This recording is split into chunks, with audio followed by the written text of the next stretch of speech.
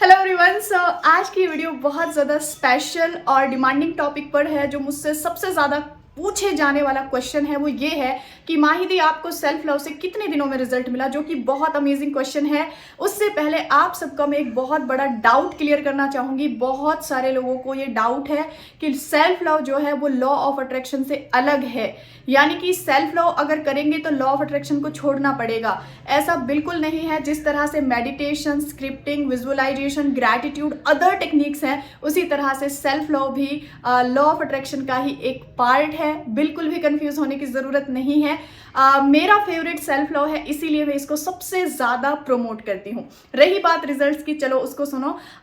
देखो, जब भी मैं अपनी जर्नी शेयर करती हूँ, एक चीज मैं जरूर आप सबको बताती हूँ कि मुझे जो सबसे पहली बार सेल्फ के बारे में किसी को सुना मैंने, वो थी बीके शिवानी दीदी। उनका मेरे सामने जब फर्स्ट टाइम वीडियो आया तो मैंने जो है ना, मतलब इस तरह का डिप्रेशन था, इस तरह की एंजाइटी थी, इस तरह की इनसिक्योरिटीज थी कि कुछ करने का मन हुआ ही नहीं। सच बताऊं तो हिम्मत ही नहीं हुई कि मैं कोई चीज़, टेक्निक या कोई भी चीज़ फॉलो कर लूं।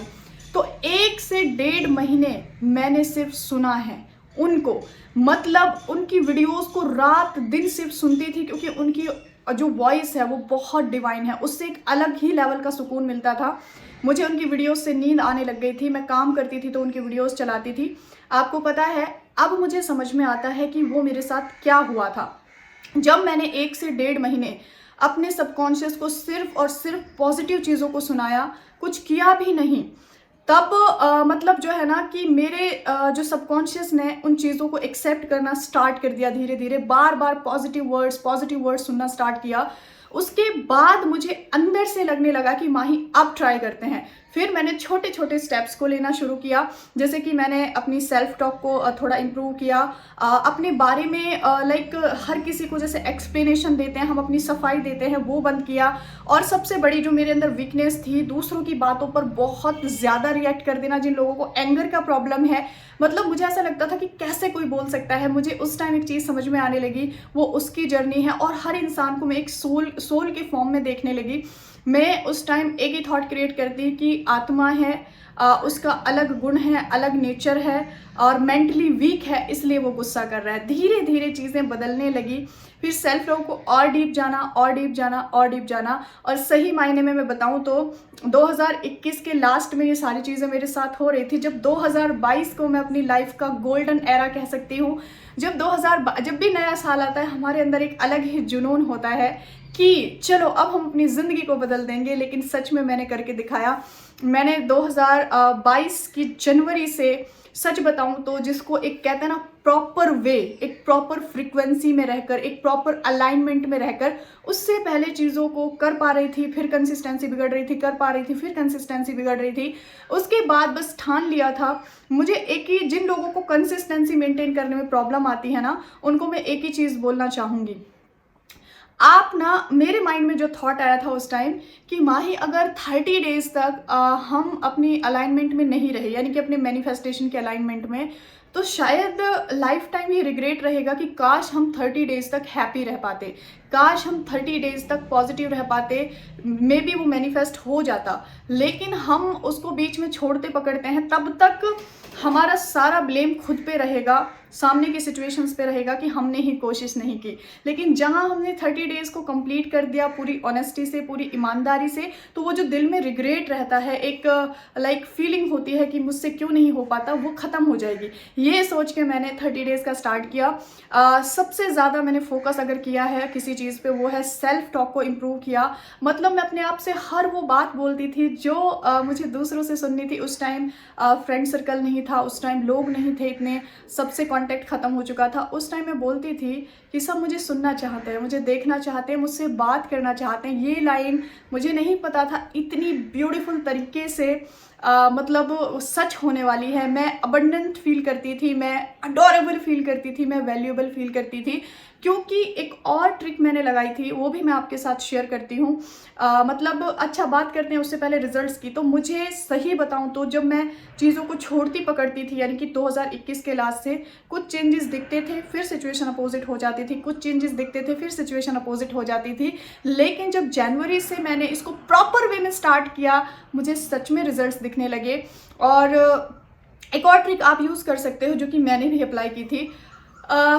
ऐसा सोच लो आज से, अभी से, कि आप ना एक एक्टिंग स्कूल में एडमिशन लिया है और आपको एक कैरेक्टर मिला है बिंदास इंसान को। मतलब एक कभी कभी आपने देखा है किसी किसी मूवीज़ में मतलब लड़की को कितना बिंदास दिखाते हैं, एकदम ओपन माइंड, हैप्पी लाइफ जीने वाला और मतलब ऊंचे विचारों वाला। तो हमें एग्जाम्पल के तौर पे कभी खुशी कभी गम में करीना कपूर का जो रोल है, तो अगर आपको ऐसा रोल मिल जाए एक्टिंग स्कूल में, आप 1 महीने के लिए हो, 1 महीने आपको प्रैक्टिस करनी है, सिर्फ एक्ट करना है, उसके बाद जो है आपको आगे का जो है स्टेप दिया जाएगा। तो आप ना मतलब एक्टिंग ही कर लो सिर्फ 1 मंथ के लिए। मतलब रही बात फीलिंग्स की, तो फीलिंग्स के लिए मैं पहले भी बोल चुकी हूँ, फीलिंग्स आए या ना आए वो एक अलग मैटर हो गया। आप फीलिंग्स नहीं आ रही सिर्फ इसलिए कोशिश नहीं कर रहे। जैसे कि वीडियोस को सुन के मुझे कुछ फील नहीं हो रहा था, बस अच्छा लग रहा था सुन के। वीडियोस को देख के ऐसा नहीं लग रहा था कि मैं कुछ करूं, बस वो मैं इसलिए सुन रही थी कि मुझे अच्छा लग रहा था। लेकिन उसी का रिजल्ट ये हुआ कि बार बार जब सबकॉन्शियस ने सुना तो उसने एक्सेप्ट कर लिया और मैं अंदर से हील हो गई, है ना। तो इसी तरह से जो है आप भी एक एक्ट की तरह, एक कैरेक्टर की तरह अपने 30 डेज का चैलेंज ले सकते हो। और रिजल्ट्स का जो है ना, तब तक ऑनेस्टी से आप 30 डेज को कंप्लीट ना कर लो, तब तक आप रिजल्ट से थोड़ा डिटैच रहो। क्योंकि आज तक ना आपने मेहनत बहुत करी है, आप रिचुअल्स बहुत करते हो, लेकिन बीच बीच में जो आप छोड़ देते हो, जो डाउट करते हो, जो नेगेटिविटी आती है, उससे क्या होता है ना, कुछ चेंजेस दिखते हैं, फिर सिचुएशन बैक टू नॉर्मल हो जाती है, फिर कुछ चेंजेस दिखते हैं, फिर सिचुएशन बैक टू नॉर्मल हो जाती है, और यहीं पर आप परेशान होते हो। तो 2022 की जनवरी से लेकर आज तक मैंने पीछे मुड़कर नहीं देखा। आज तक मैंने कभी उस फेज़ में वापस नहीं गई जहाँ पे मैं स्ट्रगल किया करती थी, जहाँ पे मैं परेशान रहा करती थी, जहाँ पे मुझे रात को नींद नहीं आती थी, जहाँ मैं डिप्रेस्ड थी। 2022 मेरी ज़िंदगी का गोल्डन एरा रहा और आज तक मैं हर रोज़ ग्रो कर रही हूँ, हर रोज़ खुद को अपग्रेड कर रही हूँ, और अपने साथ साथ बहुत सारे लोगों की लाइफ में भी बहुत मिरेकलसली चेंजेस आ रहे हैं। तो मैं आपसे बस एक ही रिक्वेस्ट करना चाहूँगी कि रिजल्ट्स आपको ऐसा नहीं है, एक एग्ज़ाम की तरह ही समझ लो। एग्ज़ाम में किस कास्ट का बच्चा बैठा है, क्या वो काला है, गोरा है, जैसा भी वो है, रिजल्ट वो होगा जो उसने लिखा है। उसी तरह से आप क्या हो, कैसे हो, क्यों हो, आपकी नेगेटिविटी कितनी है, आप किस जगह पर हो, कहाँ से आप शुरुआत कर रहे हो, ये अलग मैटर है। आप कितनी शिद्दत से, कितनी ऑनेस्टी से अपना एग्ज़ाम लिख रहे हो। 30 डेज़ का एग्ज़ाम है आपका, 30 डेज़ आप कितनी ऑनेस्टी से लिख रहे हो, वो बहुत मैटर करता है। मुझे तो एक ही चीज़ ने इंस्पायर किया था कि भावना को भी मैंने एक ही चीज़ बोली, मेरी फ्रेंड जिसकी सक्सेस स्टोरी भी है, जिसने अपनी ड्रीम लाइफ को मैनिफेस्ट किया है, मैंने उसे भी यही चीज़ बोली कि भावना, अगर हमने 30 डेज़ पूरे नहीं किए तो हमें लाइफ टाइम ये रिग्रेट रहेगा कि काश हम 30 डेज़ को पूरा कर लेते तो आज हमें भी रिजल्ट मिलता। और उसी चीज़ ने हमें अगले 30 डेज़ तक मोटिवेट रखा, इंस्पायर किया अपनी हर एक चीज़ को ऑनेस्टी के साथ करने के लिए। तो आप भी ये कर सकते हो। रिजल्ट्स हर किसी को मिलते हैं, बस ज़रूरत है कंसिस्टेंसी की और आपकी ऑनेस्टी की और आपकी कमिटमेंट की। आज और अभी अपने साथ एक कमिटमेंट लें और मुझे यहाँ पे कमेंट सेक्शन में ज़रूर बताएं कि आप अगले 30 डेज़ के लिए आज से, अभी से ये कमिटमेंट लेते हो कि आप अगले 30 डेज़ तक अपने साथ ऑनेस्टी से टाइम स्पेंड करोगे, अपने आप को ग्रो करोगे, अपने आप को अपडेट रखोगे, अपने आप को अपनी स्किल्स पर काम करोगे, सेल्फ टॉक को इम्प्रूव करोगे, और क्या क्या करने वाले हो अगले 30 डेज़ तक वो भी मेंशन करना, ताकि दूसरे लोगों को भी हेल्प मिले कि वो और क्या ऐड कर सकते हैं अपने लाइफस्टाइल में। सो इसी के साथ मिलते हैं नेक्स्ट वीडियो में। तब तक अपना बहुत सारा ख्याल रखें। Take care everyone and bye bye.